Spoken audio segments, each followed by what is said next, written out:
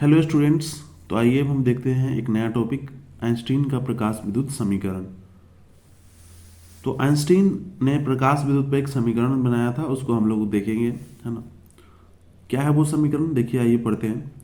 जब फोटोन किसी धातु की सतह पर आपतित होते हैं तो फोटोन की ऊर्जा, जो कि कितनी है ऊर्जा, एच न्यू, को धातु से मुक्त इलेक्ट्रॉन अवशोषित कर लेता है ना। तो देखो यहाँ पे एक चित्र है जिसमें आप देख सकते हो कि प्रकाश क्या हो रहा है कि इस कैथोड प्लेट यानी कि उत्सर्जक धातु प्लेट पर क्या हो रहा है, आपतित हो रहा है। और आपतित होता है तो इस धातु के अंदर जो इलेक्ट्रॉन होते हैं वह उस फोटोन की ऊर्जा को क्या करते हैं, अवशोषित कर लेते हैं। इलेक्ट्रॉन द्वारा प्राप्त यह ऊर्जा दो रूपों में प्रयुक्त होता है। तो फोटोन के जिस ऊर्जा को इलेक्ट्रॉन अवशोषित करता है उसके दो तरीके से उसका इस्तेमाल या उपयोग करता है। अब आइए देखते हैं किस तरह से इस्तेमाल करता है। पहला है फोटोन के ऊर्जा के फोटोन के ऊर्जा के एक हिस्से का उपयोग धातु पृष्ठ से इलेक्ट्रॉन को बाहर निकलने में होता है तथा ऊर्जा के इस हिस्से को कार्यफलन कहते हैं, है ना। अब जैसे देखो, कुछ जो भी ऊर्जा आएगा उसमें से कुछ हिस्से का उपयोग क्या होगा, इलेक्ट्रॉन उस ऊर्जा को अवशोषित करेगा और इलेक्ट्रॉन को बाहर भी तो निकलना है, तो मुक्त इलेक्ट्रॉन अपने धातु प्लेट से बाहर निकलने में ऊर्जा के कुछ हिस्से का उपयोग कर लेता है। और जितना ऊर्जा बाहर निकलने के लिए उपयोग करता है उसे हम लोग कार्यफलन कहते हैं। इसे फाई नॉट बराबर एच न्यू नॉट से व्यक्त करते हैं। इसे क्या चीज से व्यक्त करते हैं, फाई नॉट से। तो यहाँ पे फाई नॉट बराबर क्या हो जाएगा, एच न्यू नॉट, है ना। ऊर्जा है तो ऊर्जा का मान एच न्यू होता है, आप देख सकते हैं। तो वही यहाँ पे फाई नॉट है, इसलिए यहाँ एच न्यू नॉट है। फिर आगे क्या लिखा हुआ है, दूसरा पॉइंट कि शेष ऊर्जा उत्सर्जित इलेक्ट्रॉनों को गतिशील करने में अर्थात गतिज ऊर्जा प्रदान करने में उपयोग होता है।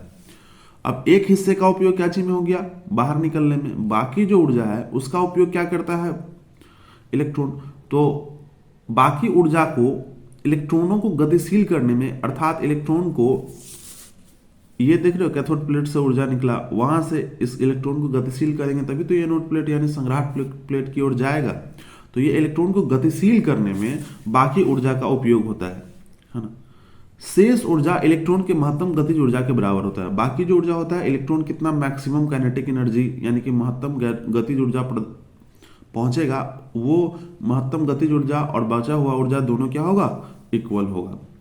तो आप जानते हैं ऊर्जा संरक्षण का सिद्धांत, है ना, law of conservation of energy, कि energy neither be created nor be destroyed. ऊर्जा ना तो उत्पन्न होती है ना ही उसे नष्ट किया जा सकता है। यानी कि किसी भी निकाय में अगर कोई बाहर से बल ना लगे तो कुल ऊर्जा क्या होता है, संरक्षित रहता है।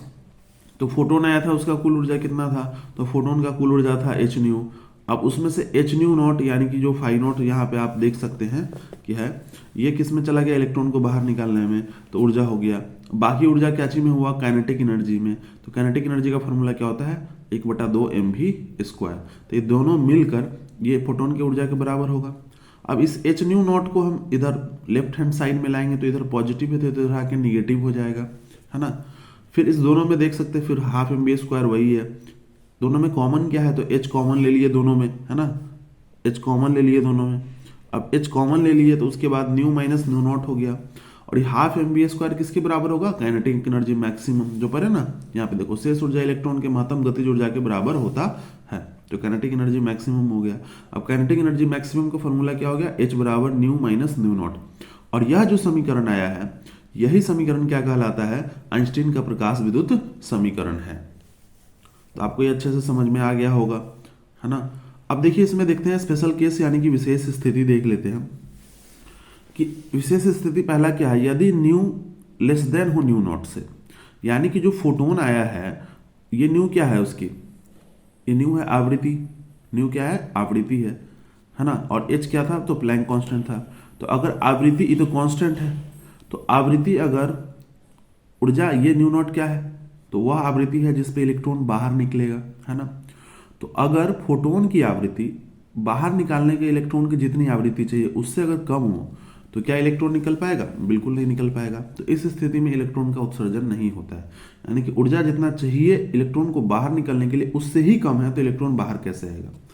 दूसरी स्थिति में देखिएगा कि न्यू बराबर है न्यू नॉट, यानी कि जितना ऊर्जा इलेक्ट्रॉन को बाहर निकलने के लिए चाहिए उतना ऊर्जा है उसमें फोटोन में। तो इस स्थिति में इलेक्ट्रॉन का उत्सर्जन होगा परंतु उसमें गतिज ऊर्जा नहीं होगी, अर्थात इलेक्ट्रॉन गति नहीं करेगा।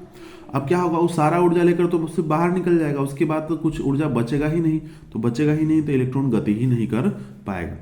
तीसरा स्थिति में क्या है कि जो न्यू है वह अगर ग्रेटर देन होगा न्यू नॉट, न्यू है वह ग्रेटर देन होगा न्यू नॉट, बड़ा होगा न्यू नॉट से, यानी कि जो फोटोन की ऊर्जा है वो इलेक्ट्रॉन को बाहर निकलने के लिए जितनी ऊर्जा चाहिए उससे अधिक ऊर्जा होगी, तब उस स्थिति में इलेक्ट्रॉन बाहर भी आएगा कुछ ऊर्जा लेकर, और बाकी ऊर्जा से जो उत्सर्जित इलेक्ट्रॉन है वह गति करेगा, यानी कि उस ऊर्जा में गतिज ऊर्जा भी होगी उस इलेक्ट्रॉन में, वह हमें कैथोड प्लेट से एनोड प्लेट की ओर गति भी करेगा।